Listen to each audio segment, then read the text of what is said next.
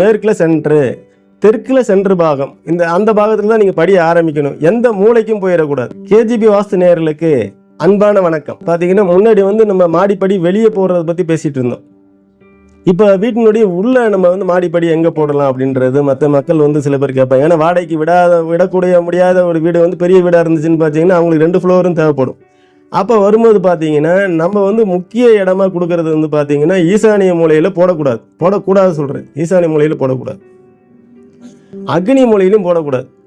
என்னங்க, மொத்தத்தில் 2 திசையும் பார்த்து போடாமல் மொத்தத்தில் நம்ம தெற்கு மேற்கு பகுதியில் தான் போடணும். தெற்கு மேற்கு பகுதி அப்படின்னு கேட்டிங்கன்னா மேற்கு பகுதின்னா சென்ட்ரு பாகமாக இருக்கணும். அதாவது மேற்கில் சென்ட்ரு, தெற்கில் சென்ட்ரு பாகம், அந்த பாகத்தில் தான் நீங்கள் படிய ஆரம்பிக்கணும். எந்த மூளைக்கும் போயிடக்கூடாது.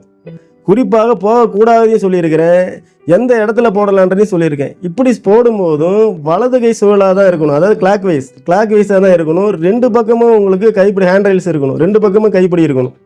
சரிங்களா? இதுதான் உங்களுக்கு சிறப்பை தரும். நன்றி, வாழ்த்துக்கள்.